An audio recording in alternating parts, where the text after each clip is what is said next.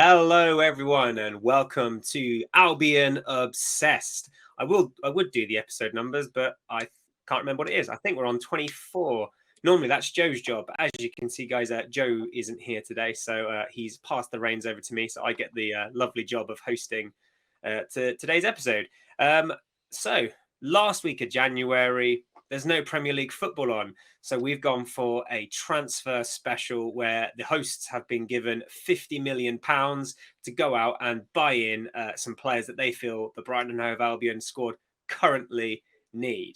Now, the hosts have used a website Transfer Market to gain the evaluations for the players. So there might be some valuations that you think to yourself, listeners, oh, that doesn't sound right. But I say for consistency, we've all used the same website. So it's going to be really interesting to see what the team have come up with. But before we go on to that, I'm going to talk a little bit to these guys. Aaron, how are you, mate? You all right? I'm good, Tom. I'm not too bad, mate. How are you?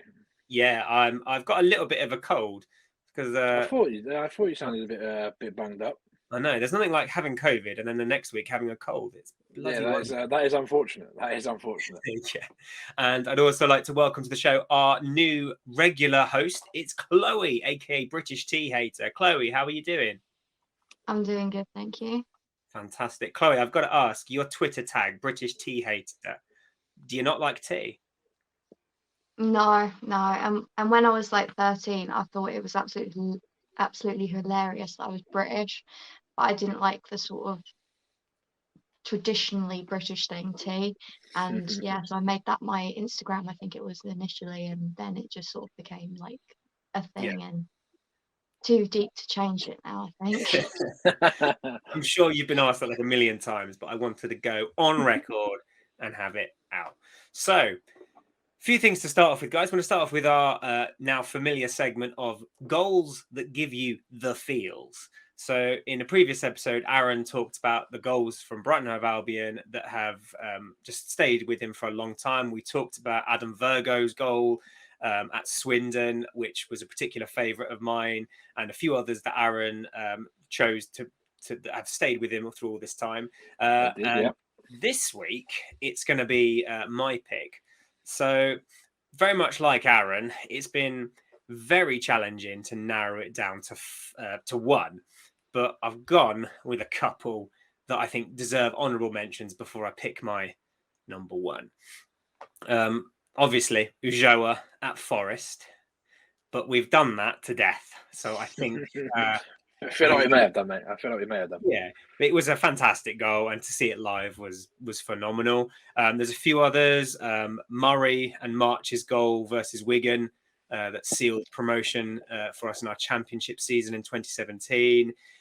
Murray scoring his 100th goal against Wolves and the return of the infamous celebration, which Chloe, I think I asked you to paint a long time ago. I think you were asking for ideas to paint, and I asked you. I said, "Oh, Chloe, do Glenn Murray doing that?" I did actually do that. Yeah, I love that celebration. I don't know what it's all about, but I bloody love it. So then it came into my top three, and this was a really hard one to pick. So I've gone for, and it's a bit of an outside one, but it's the reason I'm wearing this shirt today. I've gone for Bridcut versus Carlisle in 2011. That volley in like the 96th minute. It was 3-3. Carlisle had just scored, and it was during Mad March where we won every single game. And the score was 3-3. I think it was like the 96th minute, and there was like a bit of pinball in the box. It came out to Bridcut, and he just absolutely leathered it, and it went into the back of the net. And it was a fantastic goal. But I think what really sort of sticks with me is the infamous Johnny Cantor. It's the stuff of champions. It's the stuff of dreams. So every time, I don't know if they still do it at the Amex. Do they still do that like pre-match montage? They do, yeah.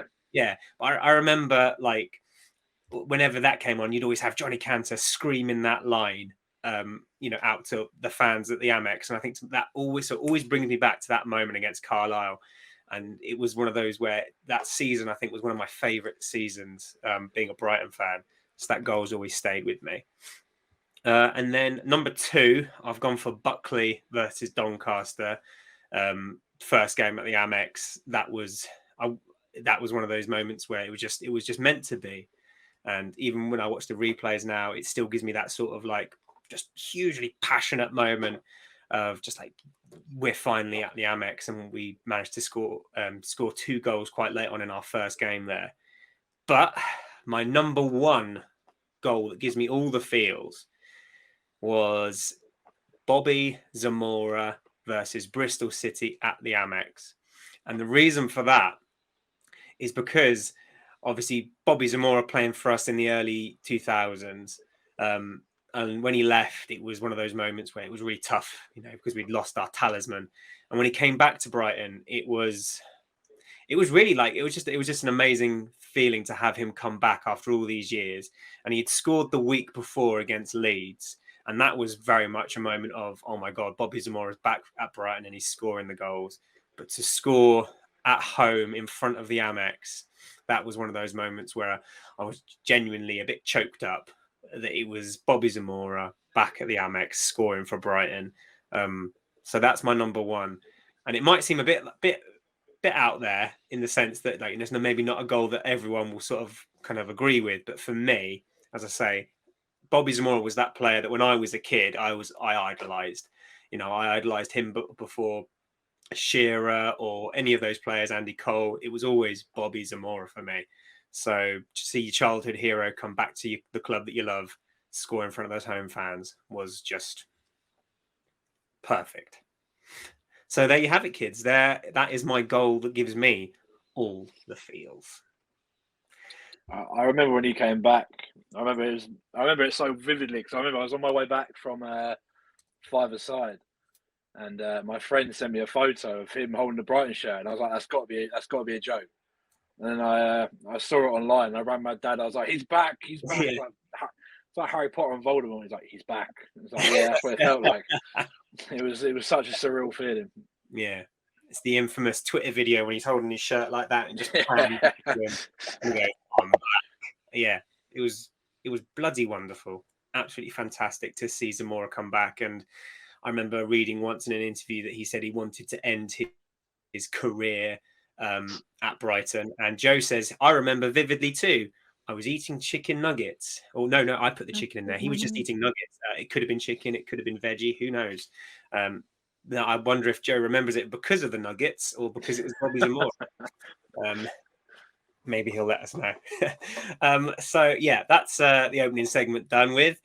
So just before we jump into our own transfers, I just want to chat to you guys quickly about the news that's come out this morning of Big Dan Burn. Newcastle have had reportedly had an offer of £13 million accepted by Brighton Hove Albion for Big Dan Burn. Now, Aaron, I know you're a big Dan Burn fan. How are we feeling? Yes. How are you feeling, mate?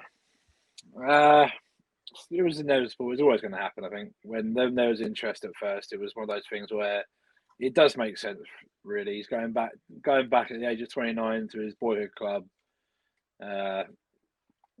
It's as everyone knows, my love for Dan Burn is strong, but it's end of a pretty successful sort of middle of this season anyway. Yeah. And a mixed time at the club, but this year he's been fantastic, and he'll be Newcastle's best defender, which says volumes about them and the volumes about how well he's done in the last sort of 12 to 18 months. So yeah. Good luck to him. What's the saying?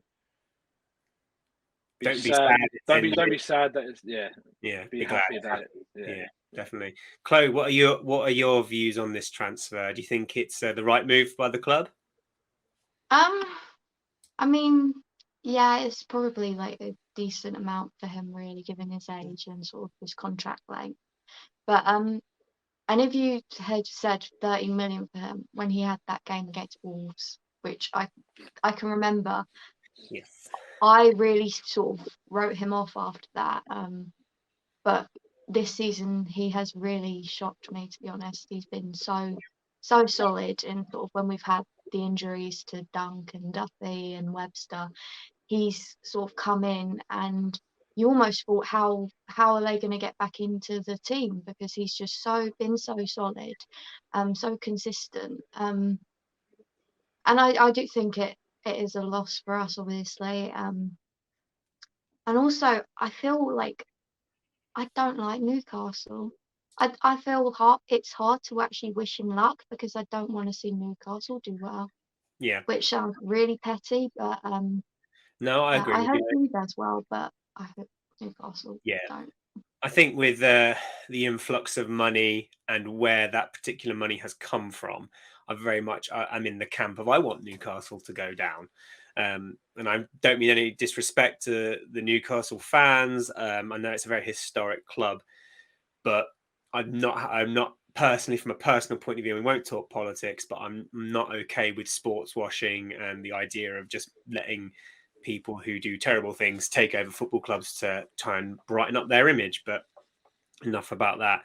Yeah, I think you're right. I think considering the length of his contract, considering the amount of money, and I think we've got quite a hefty sell-on clause with Wigan as well, I believe. Oh, that's a lovely ceiling you've got there, Aaron. Sorry, the iPad just went on the malbon. I think Aaron's just so upset about Dan Burnley. Just don't want to be on camera. No, I think you're right, Chloe. I think it's the right time. And if this is the end, as Aaron, you say, it's don't be sad it's ending. Be glad it happened. One thing I will say about Big Dan Burn is he's had a fantastic sort of mid-season where he's come in, done a really good job. And one thing that doesn't concern me, but certainly he covers a lot of positions, does Dan Burn, because he can be used as a centre back in a back four, the left side of a back three, and at a push, a left back and a left wing back. So he covers a lot of positions there. And my only concern is if we don't bring someone in or don't recall someone, that just potentially leaves us a little bit light in the defensive areas, considering, we've seen Adam Webster injured twice this season. Dunk's been injured. Shane Duffy's been injured. So it causes me a little bit of disquiet. Only left-footed centre back at the club as well.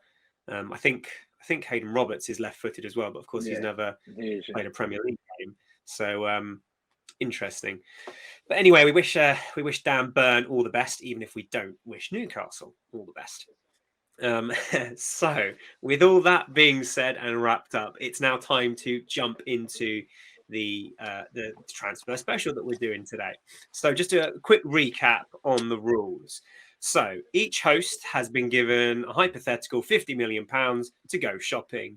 The rules are you can't go over budget, so you can't spend a penny more than the 50 million. You can't sell players to increase your transfer budget. You've just got £50 million and you've gone out and you've hopefully bought some players that you think could do a job for the team. And we've used transfer market to gain our valuations. As I've said before, some of the valuations you might hear us say, you might get different numbers touted in the press, or have heard something like, people on Twitter saying, oh, they're worth more than that or whatever. But as we say, as you can see down the bottom of the screen, guys, disclaimer, all values are from transfermarket.com.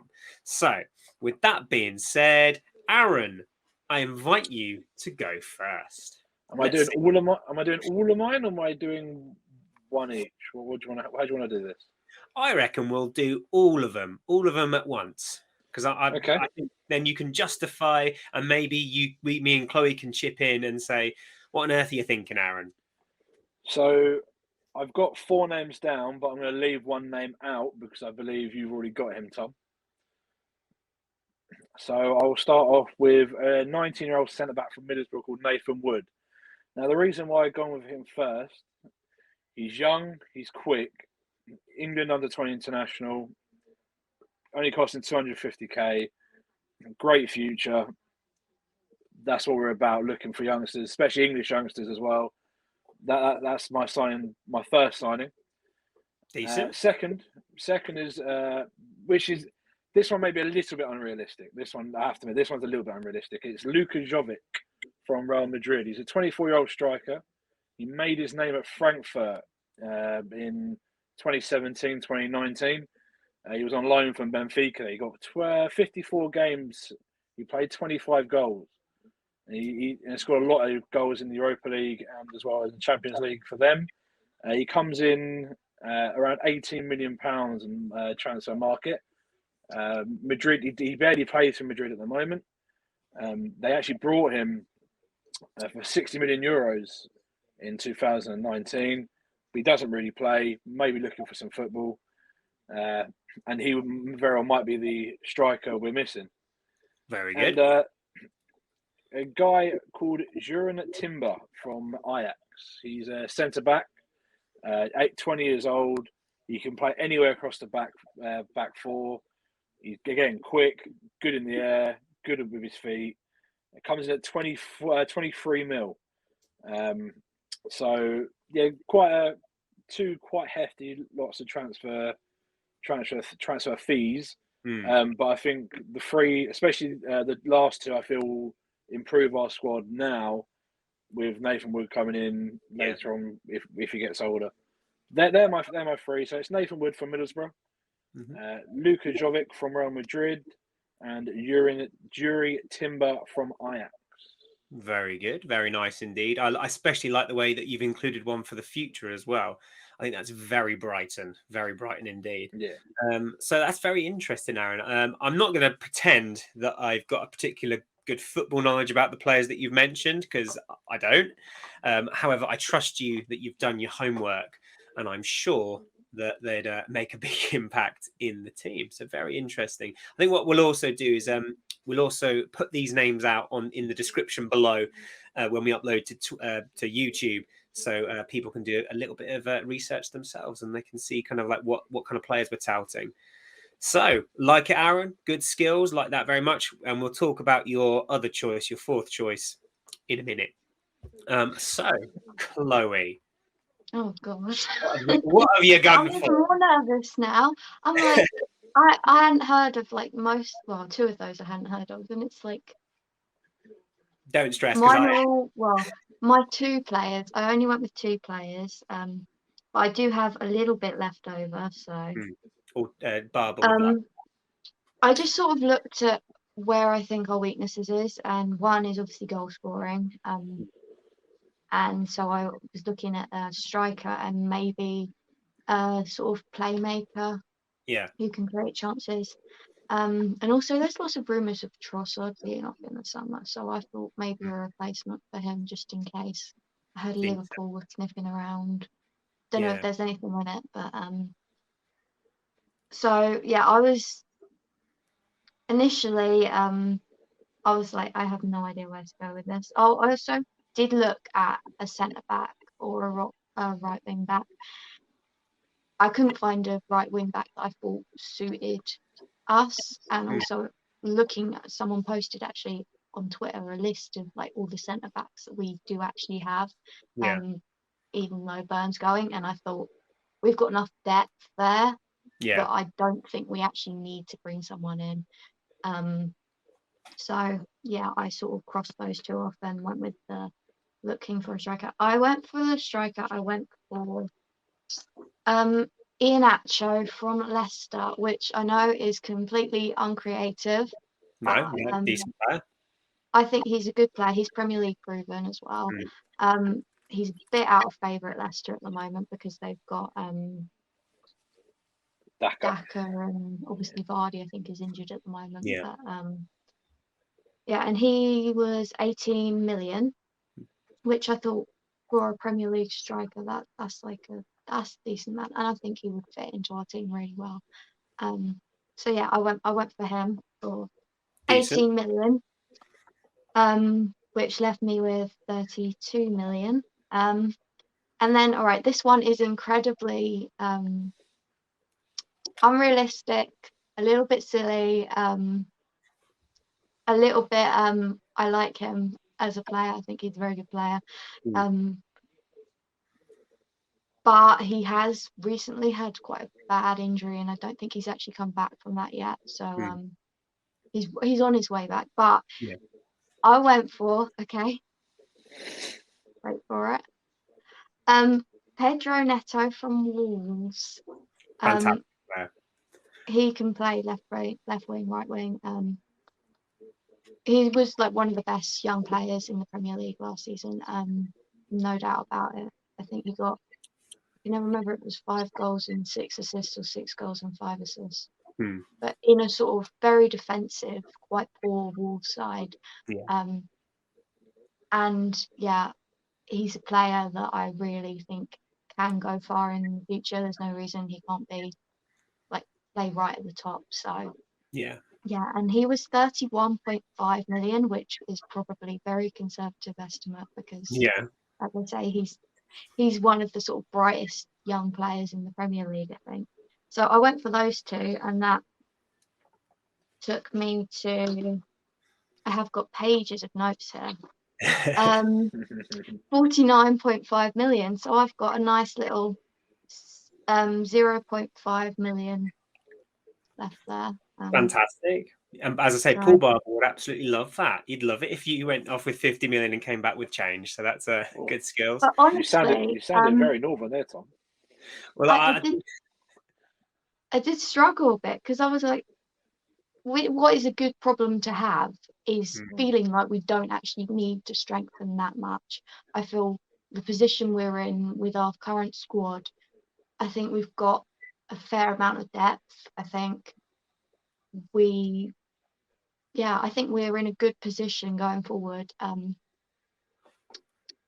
so I was a bit like, okay, where do we actually need to strengthen? And I just went for the sort of obvious attacking options. Yeah. No, I wasn't very creative, unlike Aaron. His options were very well researched. I've been sad and been researching this for probably about 6 days, 7 days. Really? Just because because I haven't been working this week. So I'll have a quick research, and then went on Football Manager and was researching them and see if they turned out to be any good. Football Manager is a wonderful thing. It is, yeah. And to be brutally honest, that's how I know how good Nathan Wood can be with his potential. Obviously, it's a PC game. Obviously, it may not be true, but they do a lot of research for those games, because I know that they've used. I'm pretty sure I read somewhere that a pretty big team as well, they actually used. I know it's a different game, but they used FIFA to scout players that had got high potential. And of course, as you say, it's a computer game. How realistic can it be? But actually, I think it's almost like that Moneyball approach. A certain aspect of it. So I totally get the using what we've got available, because I'm not going to lie, I used a bit of FIFA as well. So I've got my list is quite detailed of each player, and that's because I'm sad and have nothing else to do in my life at this so. No, it's good. There's been some really good players mentioned. What I will say about Mr. Neto is that I live 20 minutes from Wolverhampton, and I know lots of Wolves fans, and they rate him really highly. So I think it was a good shout, to be fair, Khloe. So yeah, decent guys, decent. So we've had 2 people now. I'm going to read you out Joe's before I do my own. So I'm just going to get Joe's message up on the old iPhone. Other models are available, and we'll see what Joe has got to say. So Joe has got 4 players. And I'm going to start off with Divok Origi from Liverpool, rated at 11 million British pounds sterling. Now, he's a player that we've been, I wouldn't say linked with. I know lots of people have mentioned his name before. So sensible, good goal scorer, always seems to dig Liverpool out of a bit of trouble when they need it. Not necessarily starting. Bit like you say, Khloe, Premier League experience, which is decent. So good shout, Joe, for your striker. Then he has gone for, and I'm going to mispronounce some of these terribly, so you'll have to forgive me. Thorgan Hazard from Dortmund, who's rated at £18 million. Then Djedd Spence from Forest, wing back, who's rated at £3 million. And then Tyler Adams from RP Leipzig, 18 million British pounds. Now, I'm not going to lie, guys. I don't know if it's because I've just got terrible footballing knowledge, but I said to Joe before we started recording, I'd never heard of Djedd Spence before, and I'm not sure I've heard of Tyler Adams either from Leipzig. Yeah. And if you Tyler guys, Adams, Tyler Adams is a defensive midfielder. He plays, he's American. He's Okay. very, very good. Very, very good. He's quite young as well. Yeah, And he's again, made I think, referred to it. yeah, he probably is actually. Yeah, he would be a very, very smart signing because he's Yeah, sort of fits into our criteria really. yeah, Young, lots of potential, but he's played at high levels. So, and decent. with Dijon Spence, he's on loan at Forest at the moment. And he played against Arsenal in the FA Cup, and he looked different Decent. gravy. Yeah, different gravy. He was the best player on the pitch by Nice. far. But I believe Arsenal are in talks to sign him. I believe because they're getting priced out of Lamptey and Aaron's. I believe so. What I've been told. So Yeah. Interesting. Interesting, very interesting indeed. And one of the names you've just mentioned there, Aaron, is on my shopping list. So, so there you've had it. really? We've had Aaron, Oh. we've had Chloe, we've had Joe, and now it's my turn. So, very similar to you, Chloe. I've looked at the squad and I've tried to look at positions where I think we need filling. I've tried not to be too presumptuous. I did kind of consider bringing another midfielder to replace Basuma if and when he should go. But then I thought to myself, nah, Basuma's here to stay for at least a little bit longer, so I won't bring in another midfielder. So I'm going to start off with my defensive. I'm going to start off at the back, and I'm going to start off with the player that you just mentioned, Aaron, Max Aarons from Norwich. Now, I think with Dan Burn going, I can see us using a back four a lot more, and I think right back in general is a position that we don't have a lot of depth in. I rate Lamptey. Don't get me wrong. I think he's a fantastic player, but we're obviously still managing that injury. So I just think having depth in that position frees up Veltman to become a centre back, and also gives us an attacking option as a right back. So I've gone for Max Aarons from Norwich, who's rated at £19.8 million. He's he's been part of Norwich's setup for a couple of years now. He's had 2 seasons in the Premier League, but the first one being the relegation season, and obviously he's playing for them regularly now in a back four. So I thought that would give us a bit of attacking option. He's been linked with Liverpool before, so if he's good enough for Jurgen Klopp, he's good enough for me. I've also gone with Joe Rodon from Spurs, who's rated at £7 million. He's very good with both feet.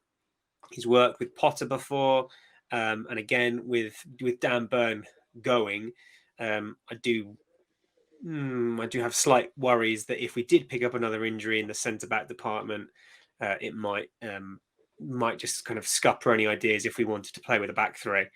So they're my defensive options. And then I've, of course, looked at the striking department. So the first forward I've gone with, I believe he's going to be your fourth man, Aaron, is Ben Brereton-Diaz from Blackburn Rovers. What a season this man has had. He's put Diaz on the end of his name and he's absolutely flying. Not bad for a guy from Stoke playing in the Chilean national team and absolutely banging them in. He's done a really good season for Blackburn. He can play anywhere across a front three. Thinking forward to the future as well, he's got a nice partnership with Cadra, who's currently on loan at Blackburn. So that is something that we could utilise in the future. And as I say, could play anywhere across the front three, so you could put him out on the wing, in the middle. I think he'd complement Mope really well. And then finally, I was looking for a target man because I'm very much of the opinion, big man, little man, it's a front formation that tends to work. And people that have seen this podcast before will know about my certain liking for a certain Chris Wood but he's gone to Newcastle, so he's not available anymore. And he was actually the first name on my list. And when he went off to Newcastle, I had to delete him off it. So I've done a bit of research, and I've come across a man who plays in Ligue 1 with Strasbourg, and his name is Ludovic Ajorque. And he's got 41 goals in 100 appearances for Strasbourg. And he's also been linked with West Ham as well. So it shows that, there's a definite quality there, that David Moyes certainly appreciates. And I think, 6'6", and I do think that sometimes we just need that plan B. I think that since Murray's gone, we don't have that anymore, which is why I've been so adamant that we should bring in someone of the same mould as Murray and Chris Wood, who's big, centre forward, holds the ball up, can let Mopé go and do Mopé things.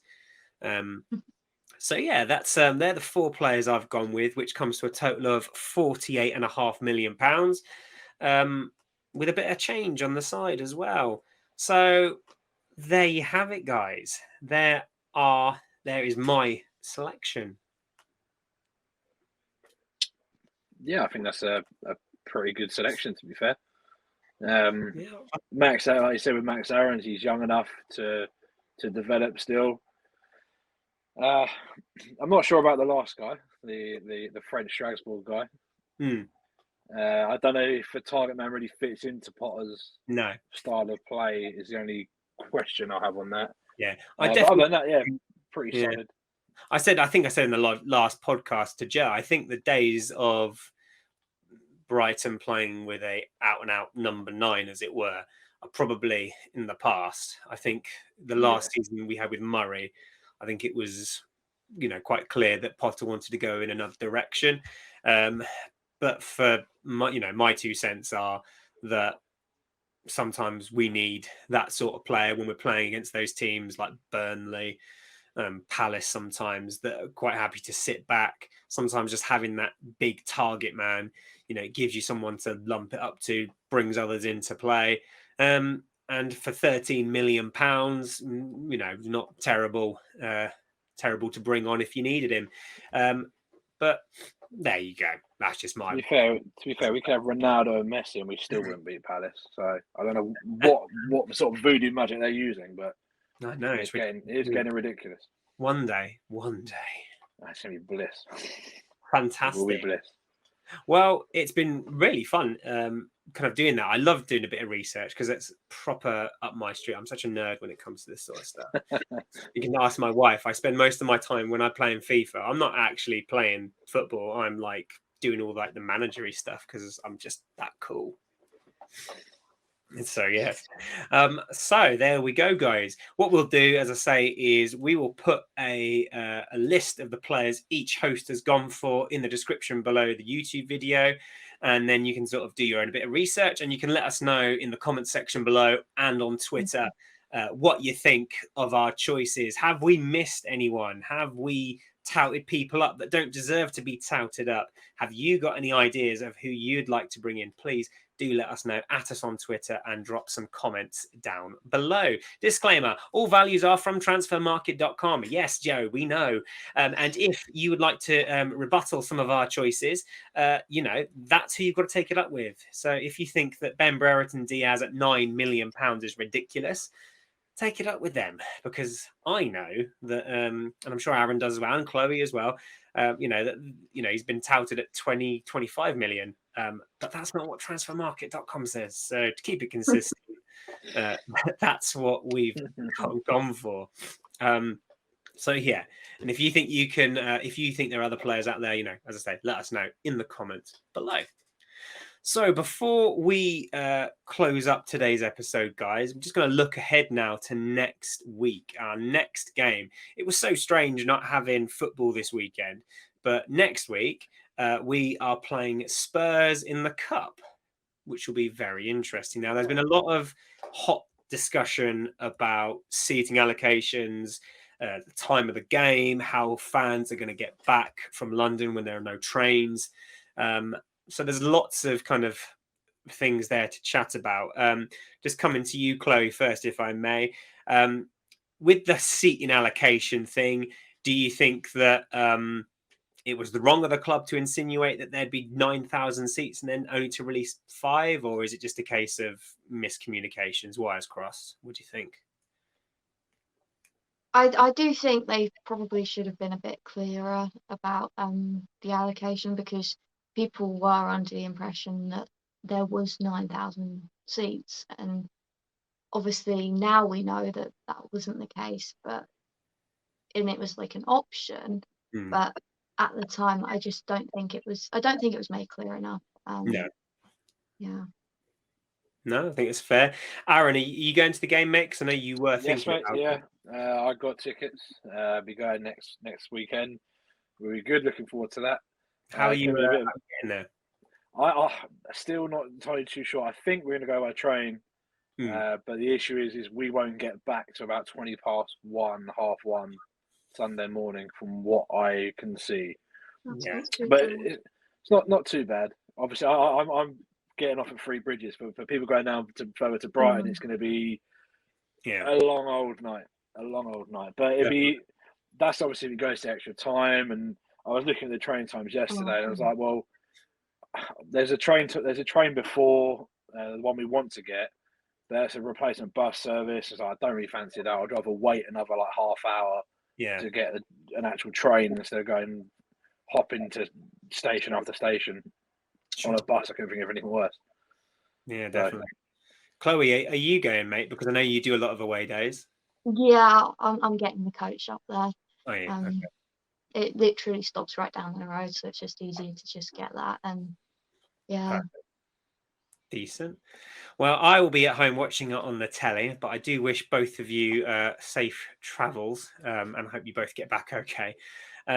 So, FA Cup game, winnable FA Cup game, could help us, progress. So, what we'll do just before we stop recording is we will go for score predictions. And Aaron, I'm going to come to you first, mate. How do you think we're going to fare against Tottenham?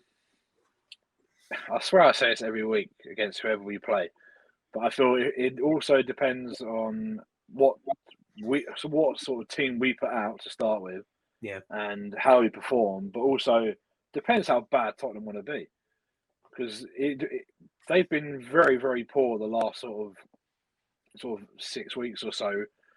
I watched them against Chelsea in the Carabao Cup semi-final. They just looked like they've run out of ideas. I just didn't really seem to do a great deal. Kane doesn't, just doing his normal sort of, since the start of the season, he's not really doing a great deal because he's obviously got the arse and wants to leave. I don't know if Son's going to be back. I don't know if he's going to be back from injury.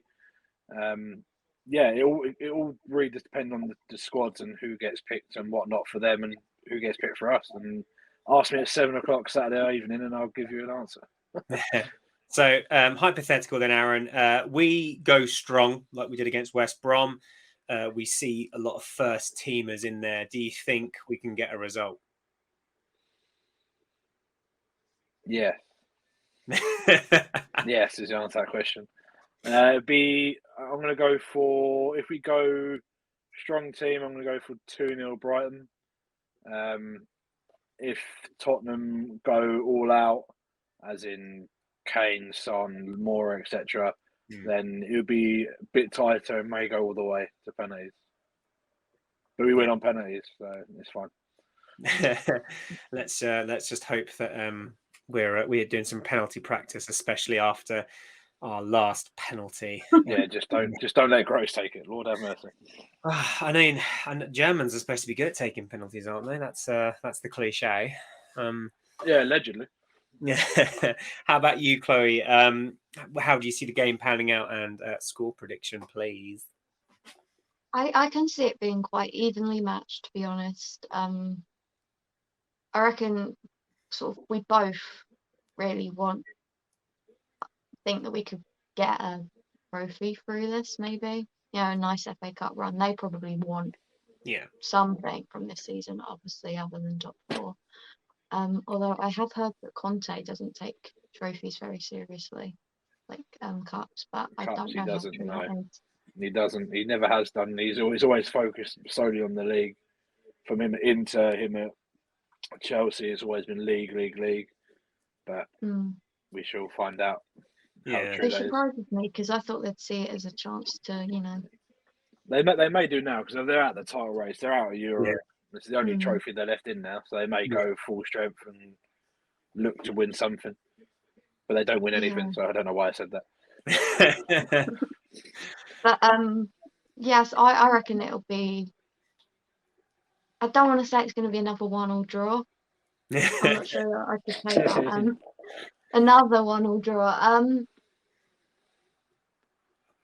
I'm going to say we'll nick it 1-0. I like it. Yeah. I think that's a decent shout, to be fair. I think you're both right. I think they should take it seriously, Spurs, because it is the only thing that they're going to get, they could get this season. But whether they will or not is another matter. I think if we turn up strong like we did against West Brom, I can see us nicking a 1-0 win. I think we're decent enough at the back. I would love to see Dunkey come back into the side, get him a couple of minutes. So, yeah, I'm going to go for a 1-0 as well. Joe, what are your thoughts? I know you're behind the scenes, but if you could type your score prediction so we could see it down the bottom, that'd be pretty cool. Do you want to know who my goal scorer is going to be as well? Oh, who's your goal scorer going to be? It's going to be Dan Burn header last minute. He actually turns down Newcastle and stays. That's what's going to happen. God, that's what's going to happen. What would you do, Aaron? I'd cry. I would cry. Cry. Joe's gone for 5-0 Brighton. That is optimistic for a team that historically doesn't score very much. Yeah. Chloe, who's going to score the goal? Who's going to do it? Is it going to be your boy Neil? Mope. Yeah, I was going to go for Neil Mope. And typo, Joe meant 7-0. Sorry, Joe. That's a much more realistic score. Well, there you have it, guys. If we do win 7-0, ask Joe for your lottery numbers. Thank you very much to Aaron and to Chloe for joining me today. I hope you guys have enjoyed our transfer special. There is still some hours left in the transfer window, so it'll be interesting to see if we bring any other players in. We've been linked to a young South American lad whose name escapes me at the moment, as well as Ollie Tanner from Mighty Lewis FC. So it'll be interesting to see if we get those two youngsters across the line. And yes, Joe, I am going to plug the website. Give me a minute. Patience, Joe. Patience. Oh, and if you aren't aware, guys, we have a very shiny, sexy website, albionobsessed.com, where you can you will be able to find amazing articles that we're going to write for you. We're going to have links to our podcast episodes. We're going to have host profiles so you can get to learn a little bit more about these beautiful faces that you see every week. And we're also going to set up we already have set up a little forum so we can get the fans' voices heard as well. So check out albionobsessed.com, give it a watch, and of course, give the video a like and subscribe if you haven't already. To our audio listeners, you can subscribe on Spotify, I believe. So yeah, do that. And if you're on YouTube, do just subscribe, like, comment, all that jazz. Cool. So all that's left for me to say, guys, is enjoy the rest of your Sundays, and we will chat very soon. Take it easy. Peace.